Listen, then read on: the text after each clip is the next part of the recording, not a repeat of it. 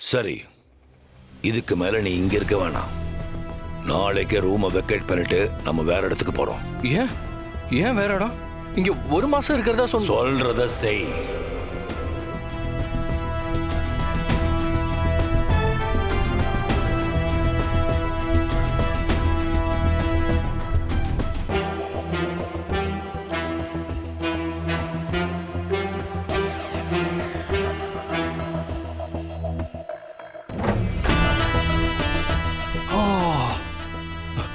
திடீர்னு வந்தா நியூக்ளியர் பாம்புங்கிறான், 3000 கோடிங்கிறான். இதுல நான் வேற ஆக்ட் பண்ணணுங்கிறான். பண்ணாம இருந்தா இங்க மாட்டுவேன், பண்ணா அங்க மாட்டுவேன். என்ன பண்றதுன்னு தெரியல.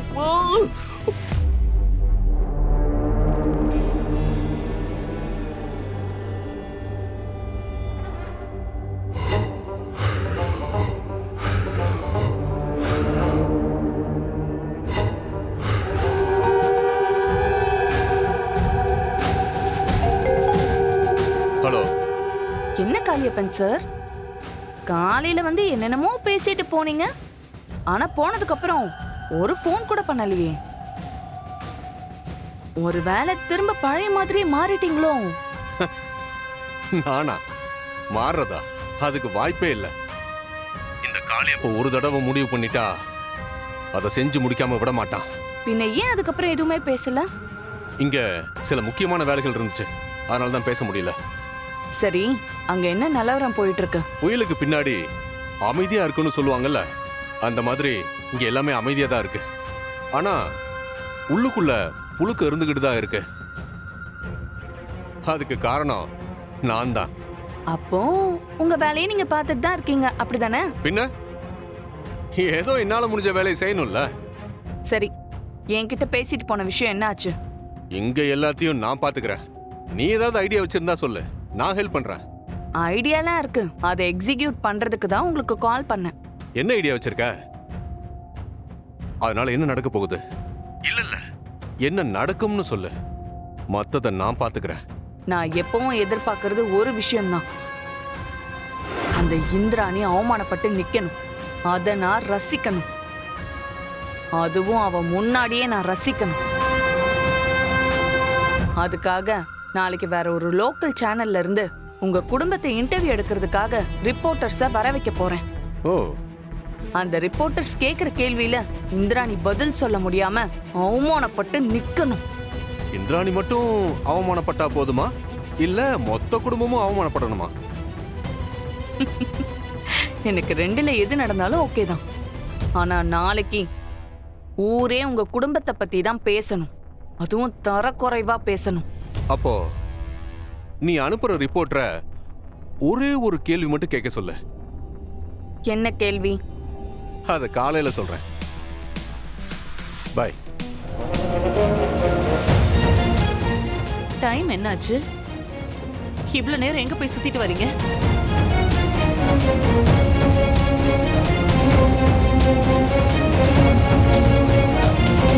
எங்க போனாலும் நேரத்துக்கு வீட்டுக்கு வந்துடணும்னு சொல்லியிருக்கேன்ல, அதையும் மீறி நீங்க இப்படி பண்ணீங்கன்னா என்ன அர்த்தம் சொல்லுங்க?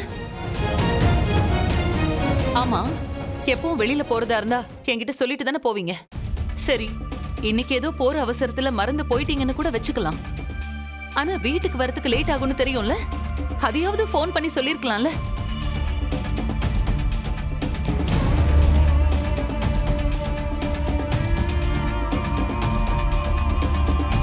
ஏன் சிவா, இப்பதானே உனக்கு ஆக்சிடென்ட் ஆகி தலையில அடிபட்டுச்சு.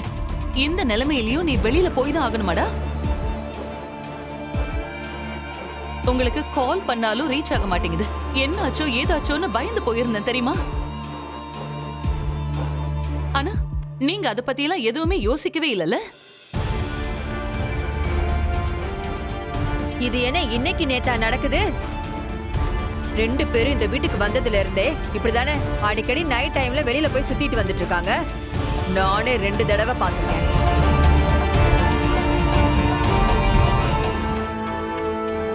சரி, அது என்கிட்ட சொல்லிட்டு நீங்க போயிருக்கலாம்ல.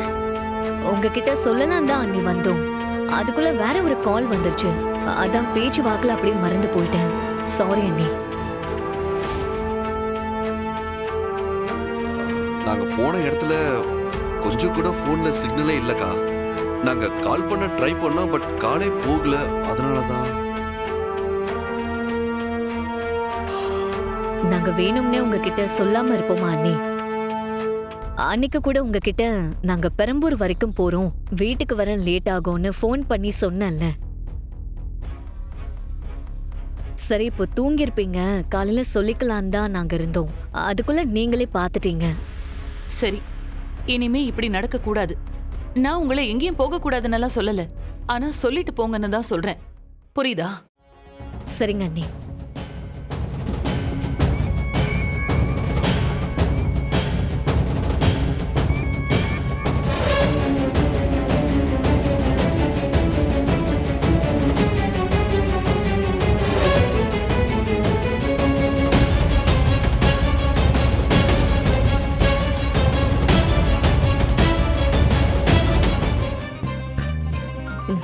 இன்னைக்கு அயலிக்கு பிடிச்ச தளபதி விஜய் படம் ரிலீஸ் ஆயிருக்கு. அதுக்கு தான் போனோம். அக்கா கிட்ட சொன்னா விடவா போறாங்க. அதான் அவங்களுக்கு தெரியாம போனோம். எப்படியாச்சும் அவங்களுக்கு தெரியாம வீட்டுக்குள்ள வந்துடலாம் தான் பார்த்தோம். அதுக்குள்ள கரெக்டா அக்கா வந்து பிடிச்சிட்டாங்க. ஆனா மாம்சு சும்மா சொல்லக்கூடாது. கரெக்ட் டைம்ல எங்களை காப்பாத்துறீங்க பாருங்க. டேய், ஆமா, இப்போ உங்க அக்கா பக்கத்துல மட்டும் காலையில பார்த்து கேட்டிருப்பால, அப்ப என்ன பண்ணிருப்ப? அது அப்பவும் காலையிலயும் யாராச்சு உங்களை மாதிரி நல்லவங்க வந்து காப்பாத்துவாங்கன்ற நம்பிக்கை தான். இதுதான் விஷயம்னு தெரிஞ்சிருந்தா சத்தியமா உன்னை காப்பாத்திருக்க மாட்டேன்டா. ஏன் மாம்சு அப்படி சொல்றீங்க?